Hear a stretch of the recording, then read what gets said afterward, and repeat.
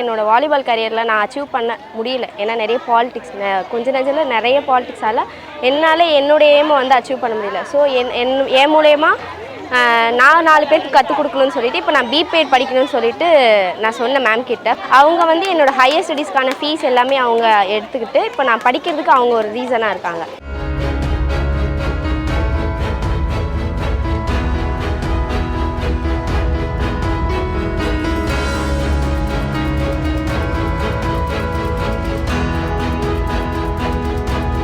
ஒரு வீட்டினுடைய முக்கியமான இடத்துல வந்துட்டு பெண் இருக்கிறா. ஸோ பெண்கள் வந்துட்டு செல்ஃப் கேர் பற்றி பெருசாக கேர் பண்ணிக்கிறதே இல்லை. அவங்க சமைச்சு கொடுப்பாங்க, அது பிள்ளைங்களை படிக்க வைப்பாங்க. ஃபினான்ஷியல் இண்டிபெண்டன்ஸ் அப்படின்றது இன்றைக்கி நிறையா பேர் வந்து நோக்கி நகர்ந்துட்டுருக்கோம்.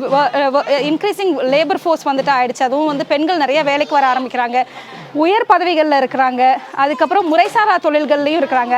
ஆனால் எந்த இதில் இருந்தாலும் வீட்டில் வந்துட்டு பார்த்திங்கன்னா ஹோம் மேக்கர்ஸ், நான் வீட்டில் தான் இருக்கேன்னு அந்த பெண் வந்து தன்னை வந்து தாழ்த்தி சொல்லுவாங்க. ஆனால் உண்மைக்குமே அவங்க வந்து காலையிலேருந்து சாயந்தரம் வரைக்கும் வந்துட்டு வேலை செஞ்சுட்ருப்பாங்க. ஆனால் டீலேயே அவங்களுடைய வாழ்க்கை முடிஞ்சிடும். கரெக்ட் டைமுக்கு சாப்பிட்றது கிடையாது, கரெக்ட் டைமுக்கு பெட்டுக்கு போகிறது கிடையாது. 30 வயசுக்கு மேலே எல்லாம் வந்து பார்த்திங்கன்னா அவங்களுக்கு வந்து எலும்பெல்லாம் தேய ஆரம்பிச்சிருது, கால் வீங்க ஆரம்பிச்சிருது. அவங்களுடைய ஹெல்த்தை பற்றி கன்சிடரே பண்ணுறது கிடையாது.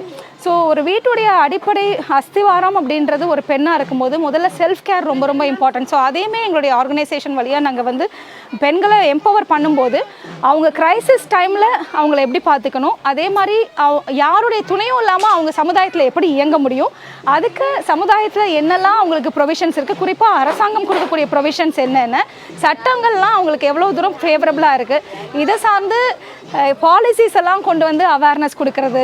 அதாவது கவர்மெண்ட்டில் வந்து ஒரு ஆதரவற்ற நிலையில் இருக்கக்கூடிய பெண்கள், கணவர் இல்லாதவங்க, அதுக்கப்புறம் கல்யாணம் ஆகாமல் ரொம்ப நாள் இருக்கீங்களே அவங்க, அதுக்கப்புறம் கைம்பெண்கள் விடோஸ் இருக்காங்க இல்லையா, சரியா, கணவரை இழந்தவங்க, அவங்களுக்கு வந்து ஒரு நலவாரியம் உருவாக்கியிருக்காங்க. அதில் வந்து நம்ம பதிவு பண்ணிக்கணும். பதிவு பண்ணால் என்ன உங்களுக்கு நலன் அப்படின்னு கேட்டிங்கன்னா, உங்களுக்கும் அரசாங்கத்துக்கும் நேரடியாக தொடர்பு இருக்கும். எத்தனை பேர் ஓய்வூதியம் வாங்குறீங்க? விடோ பென்ஷன் எத்தனை பேர்? கை தூக்குங்க. ஓய்வூதியம் வாங்குறவங்க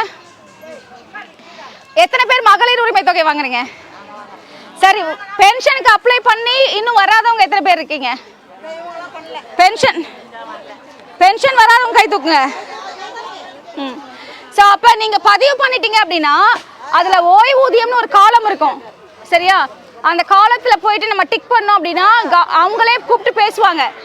அப்புறம் உங்களுக்கு ஏதாவது கம்ப்ளைண்ட் இருக்குன்னா நீங்கள் நம்ம பாக்யாவை கூட்டிகிட்டு ஆஃபீஸ்க்கு சொல். இந்த 1000 ரூபாய் வாங்குறவங்க அந்த கொடுக்க மாட்டாங்க. ஆமாம், கொடுக்க மாட்டாங்க. எப்படி அது ஏன்னு சொல்லவா?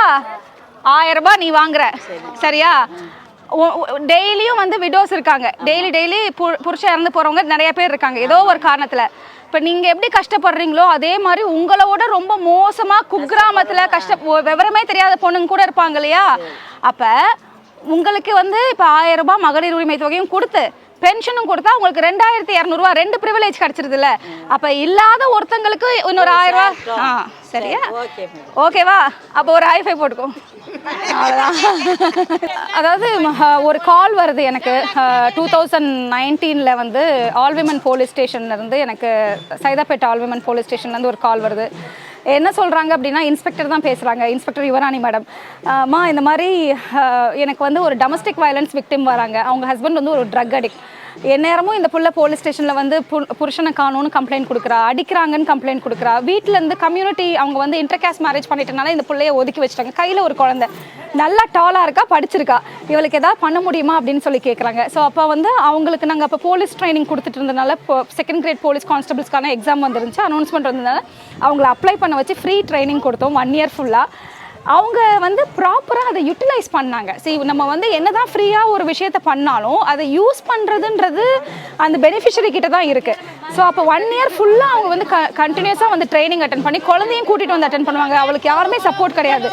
அந்த இயரோட அந்த பேட்சோட எண்டில் நிறையா மென்னுமே படித்தாங்க, நிறையா பேர் படித்தாங்க. ஆனால் அவள் தான் வந்து டாப்பாக ஸ்கோர் பண்ணிவிட்டு இன்றைக்கி 2nd கிரேட் போலீஸாக இருக்கா, காவல்துறையில் இருக்கா.